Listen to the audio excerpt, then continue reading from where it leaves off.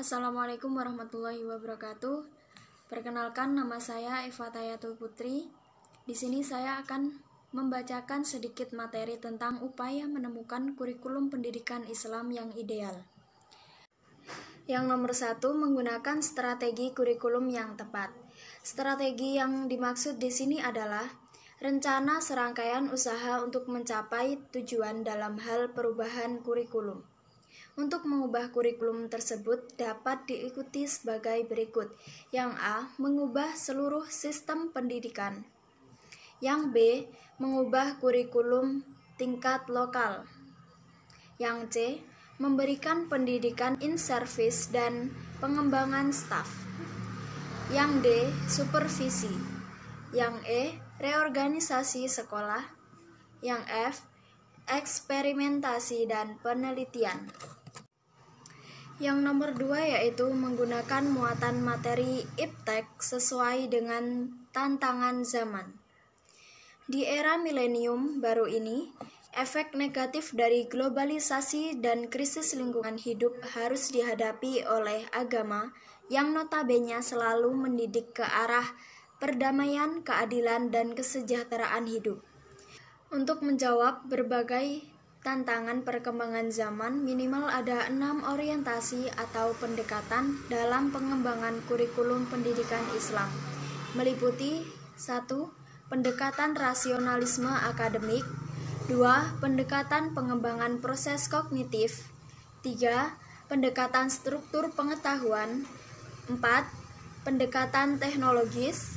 Yang kelima, pendekatan aktualisasi diri. Yang keenam, pendekatan relevansi rekonstruksi sosial. 3. Muatan materi imtak berorientasi pada ajaran kenabian.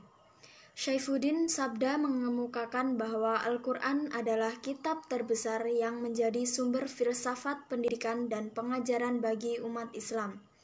Sudah seharusnya kurikulum pendidikan Islam disusun sesuai dengan Al-Quran dan ditambah dengan hadis yang melengkapinya. Sebab di dalam 2 pusaka umat Islam itu telah tersedia kerangka dasar pedoman dan penyusun kurikulum pendidikan Islam, yang diantaranya adalah A.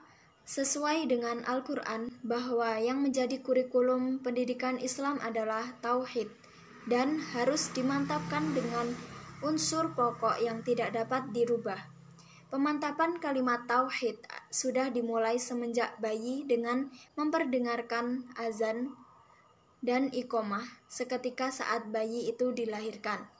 Yang B, kurikulum inti selanjutnya adalah perintah membaca ayat-ayat Allah yang meliputi 3 macam ayat, yaitu ayat Allah yang berdasarkan wahyu, ayat Allah yang ada pada dalam diri manusia, dan ayat Allah yang terdapat di dalam semesta di luar diri manusia.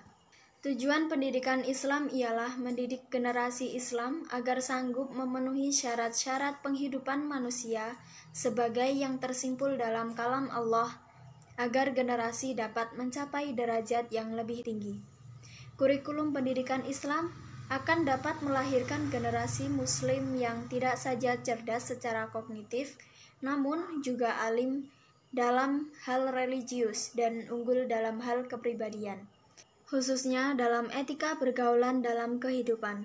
Selain itu, jika benar-benar kurikulum pendidikan Islam yang berbasis tauhid dapat diimplementasikan ke depan, akan lahir generasi muslim yang akan memiliki kemampuan memilih, memilah, dan mengolah ilmu pengetahuan yang selanjutnya didesain dan dipersembahkan kepada umat manusia sesuai dengan ajaran Islam yang tentu tidak saja memberikan manfaat praktis, namun juga ramah dan mampu bersinergi memelihara kelestarian alam semesta. Terima kasih, kurang lebihnya saya mohon maaf. Wassalamualaikum warahmatullahi wabarakatuh.